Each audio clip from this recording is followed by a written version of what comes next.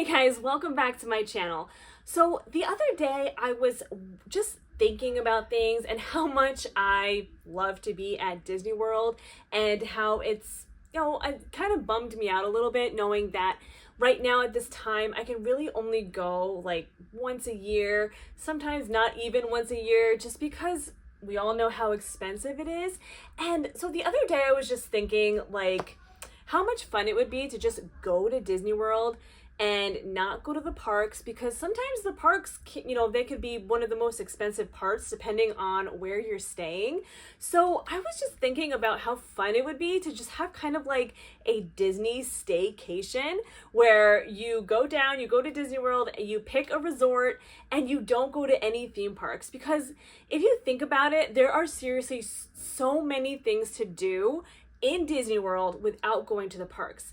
And I can't be the only person who thinks this way. I mean, am I? Maybe I am. Maybe you're watching this video because you just want to hear what I have to say, or maybe you've thought about it too. So I actually went and looked at all the different resorts, trying to figure out like which one of the resorts or few of the resorts would be the perfect staycation area. And there's honestly like quite a few choices that really make sense for a staycation. So I just kind of wanted to make this video just because who knows what someone might want to do, or I might want to do that in the future. I could totally see myself just going down because I love being there. I love being in the bubble. Once I'm in the bubble, I just feel so great. So even without going to the parks, I think I would enjoy it so much. So I hope that you stick around through this video and see all the things that you can do for a Disney World staycation. But before we get into it, I just wanted to introduce myself in case you're new here. I'm Allison, and here at my channel, I like to make all different types of content about Disney World, as well as tips for traveling with your families, and also some vlogs of our own family vacations as well. So if that's the kind of content that you are interested in seeing more of, definitely hit that red subscribe button so you don't miss any of my upcoming videos. So let's get into all about a staycation at Disney World. So a lot of things will go into the planning of a staycation at Disney World. And this has to do with where you're going to stay and honestly picking a resort that kind of gives you enough to want to stay put, or if you don't want to stay put, transportation that's easy enough for you to get around to the various locations throughout Disney World. So I'm going to first start with one that might seem a little obvious, I don't know, but it is Fort Wilderness, the campground in Disney World.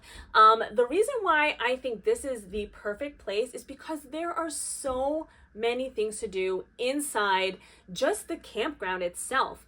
You have archery, you have mining for gold, you have numerous trails that you can bring your bikes and bike around on. You can rent go-karts and just drive around. They have the Hoop-de-Doo Review. They have the campfire with Chip and Dale every night. There are so many things that you can do. And if you're not into like tenting or RVing, you're in luck because they have beautiful cabins that you can stay in that are a 1-bedroom and have a full kitchen. So if you're thinking about doing a staycation, I mean, you're definitely going to want to choose a place that probably has at least a little bit of a kitchen. So this really is like the ideal place, because not only does the campground have so many things to do, but you can also take the boat over to Wilderness Lodge. You can take it over to the Contemporary and hop on the monorail and check out all the different monorail resorts. Wilderness Lodge, they all have some great restaurant options. Now, you do need to keep in mind that as of this filming, the boats to the resorts are only happening after 3 p.m. So if you're wanting to do like a breakfast somewhere at a different resort, you're gonna have to either get like an Uber or a minivan, or figure out a way to like you kind of have to like maneuver around a little bit more. Like you would have to take a bus to Magic Kingdom, and then from Magic Kingdom, if you're going somewhere on the monorail, you would take the monorail, or take the boat back to Wilderness Lodge, or you can actually hop on another bus to another resort around Disney World. So that is a way to get around not having to pay for transportation if you want to go to another resort. So if you're not wanting to stay at the campground, there are a few other locations within Disney World that you could choose depending on what it is that you and your family like to do. If your family loves to swim, I mean, going to the beach or the yacht club would be pretty cool considering they have Stormalong Bay, which is the best pool on Disney World property. So you can just go to the beach club or yacht club and spend your days at the pool. And then you also have the boardwalk to go around to. You have the Skyliner right there that you can hitch a ride to any of the other resorts on the Skyliner. If you wanted to do mini golf, you could either walk or take a friendship boat over to the Swan and Dolphin, and the Fantasia Gardens is like right there. So you can actually even just walk to the mini golf if that's something that you're interested in doing. And then outside of that, it's the same thing with the campground, where if you wanted to go to a different resort, you would either have to get an Uber, minivan, or you could take the bus to one of the or walk to Hollywood Studios, or take a friendship boat to Hollywood Studios, and take one of the resort buses from there to get to another resort. So another good option to think about is the Port Orleans, French Quarter, or Riverside, because they have a boat that goes directly to Disney Springs. Now, you can spend a lot of time in Disney Springs if you enjoy shopping or, getting different kinds of food. And also, Port Orleans has really good pools and playgrounds. So that is another option if you want something a little bit different. Having that boat to Disney Springs would be a really good choice, as well as Saratoga Springs and Old Key West as well. They have some really good pools and are either boat or walking distance to Disney Springs. So if you are the type of family that likes to spend a lot of time in Disney Springs, having a staycation with being close by to that area would definitely be ideal for you. So the next choice would be to pick a resort that maybe you wouldn't have chosen if you had to think about paying for park tickets, right? So park tickets are going to cost a whole lot more than maybe staying 4 or 5 days at that deluxe resort that you really wanted to stay at. So if you really wanted to stay at like the Polynesian or something like that, go down for like 5 days and stay at the Polynesian, because you probably would have spent more going at a value resort and also paying for park tickets. It might actually even wind up being like equal to the cost, but here's your chance to stay at the Polynesian and take in everything that they have. And then you're also on the monorail and you have a nice beachy area. You've got the splash pads and the pools. You've got that whole tropical vibe going on, like nice vacation vibe. So that could definitely be an option if you are wanting to stay at one of these deluxe resorts and you normally just can't afford to because you have to worry about the cost of the park tickets. So that could be something to consider. Now, obviously, you would have to have that in your budget.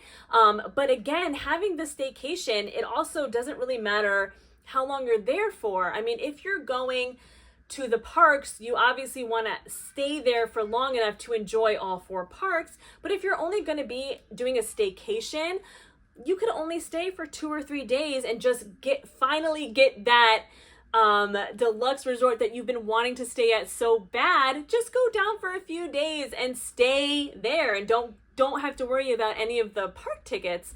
And that would be a really great way for you to be able to go to a resort that you normally would not have been able to go to. So another thing to consider in your staycation is, yes, I said not going to any parks, but you might want to consider maybe going to a water park. I mean, the water park tickets are significantly cheaper than the theme park tickets. So if that can fit into your budget, that can give your family something to to do for one of those days during your staycation. And then there's also the mini golf courses, like I mentioned, the Fantasia Gardens ones that, you know, if you stay like the beach club or the yacht club, there's also the Winter Summerland one that is right next to Blizzard Beach. So you could spend a day or two just going over to the water park area and going to the water park and going to that mini golf area as well. Another fun thing that you could try to plan during your staycation is to kind of like have almost kind of like a challenge, you know, like I'm gonna challenge myself to try to get on every mode of transportation within Disney World, or have kind of like, you know, if you're traveling with your family, have each family member pick a location that they want to go to and kind of make it into like a challenge or a game, you know, the fastest way to get there, or the getting there, taking the most amount of transportation, because you don't have to bog down your time with, I got to get to the park fast, I got to get to this reservation, I have to do this really quick, and you know, and your entire vacation is slammed in like a normal trip where you're trying to get to like every theme park and all these things.